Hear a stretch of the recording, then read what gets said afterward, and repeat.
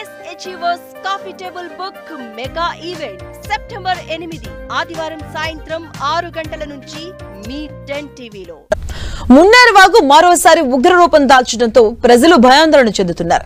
ఇప్పుడిప్పుడే ఇళ్లలోకి చేరుతున్న ప్రజలు రాత్రి నుంచి కురిసిన వానలకు తిరిగి పునరావాస కేంద్రాలకు తరలిపోతున్నారు. దాదాపు 5700 ఇళ్లు పూర్తిగా నీట మునిగాయి. ఇక మరోవైపు వరద బాధితులను ఆదుకునేందుకు రాష్ట్ర కేంద్ర ప్రభుత్వాలు సహాయక చర్యలు చేపట్టాయి. ఇక దీనిపై మరింత సమాచారం మా ప్రతినిధి సైదులు అందిస్తారు. ఖమ్మంలో మున్నేరు వరద ఉధృతితో నిరాశ్రయులైనటువంటి పేదలు మరోసారి కూడా నిరాశ్రయులుగా మిగిలి అవటువంటి పరిస్థితి ఏర్పడింది. నిన్నటి వరకు కూడా వరద ఉధృతి తగ్గి ఇప్పుడిప్పుడే ఇళ్లకు చేరుతున్నటువంటి ప్రజలంతా కూడా ఇప్పుడు మళ్లీ రాత్రి నుంచి కురుస్తున్న భారీ వర్షాలతో ఆ ఇళ్లలోకి వెళ్లాలంటేనే భయపడుతున్న పరిస్థితి. మరోపక్క రాత్రి నుంచి కురిసిన భారీ వర్షాలతో వరద ఉధృతి విపరీతంగా పెరిగిపోతున్న పరిస్థితి. ఇప్పటికే మొదటి ప్రమాద హెచ్చరికను దాటి ప్రవహించిన నేపథ్యంలో రాత్రి మొత్తం వారందరూ కూడా ఖాళీ చేపించి మొత్తం పునరావాస కేంద్రాలకు తరలించిన పరిస్థితి ఉంది. మొత్తం వీరందరినీ కూడా సురక్షిత ప్రాంతాలకు తరలించిన తర్వాత డిప్యూటీ సీఎం మల్లు భట్టి విక్రమార్క మంత్రులు అంతా కూడా పరామర్శించారు. మరి ఇప్పుడు ఖమ్మం నగరంలో కేంద్ర మంత్రి కిషన్ రెడ్డి కూడా ముప్పు ప్రాంతమైన దౌసలాపురంలో పర్యటిస్తున్నారు.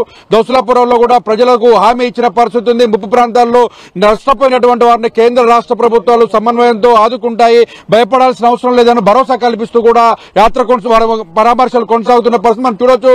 విజువల్స్ లో ఇది మున్నేరుకు సంబంధించినటువంటి విజువల్స్ మనం చూస్తున్నాం.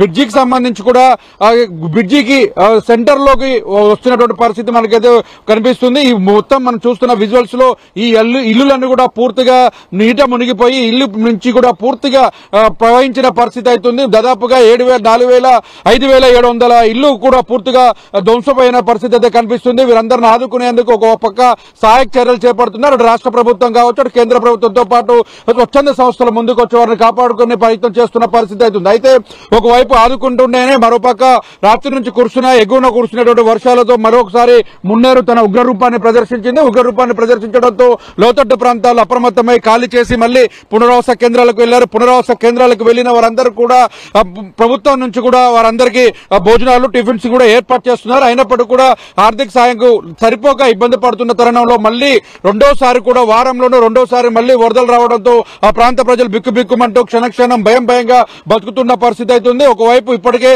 ఇల్లు పూర్తిగా సర్వం కోల్పోయినటువంటి వారందరూ కూడా అటు డబుల్ బెడ్రూమ్ ఇల్లు కూడా ఇస్తామని చెప్పేసి ఇప్పటికే మంత్రులు చెప్పారు. ఒకవైపు నష్టపరిహారానికి సంబంధించి తాత్కాలిక ఆర్థిక సాయం కింద 10,000 రూపాయలు అకౌంట్ లో వేస్తున్న పరిస్థితుల్లోనూ రెండోసారి ఎమ్మటే మున్నేరు వరద రావడంతో ఒక్కసారికి ఈ ప్రాంత ప్రజలు భయాందోళనకు గురవుతున్న పరిస్థితి ఉంది. ఏదేమైనప్పటికీ కూడా మున్నేరు వరద ప్రవాహానికి ఎప్పుడు ఏం జరుగుతుందని బిక్కుబిక్కుమంటూ కూడా ఈ ప్రాంత ప్రజలు జీవిస్తున్న పరిస్థితి అవుతుంది. ఇది మున్నేరు పరివాహక ప్రాంతాల్లో ఉన్నటువంటి తాజా పరిస్థితి.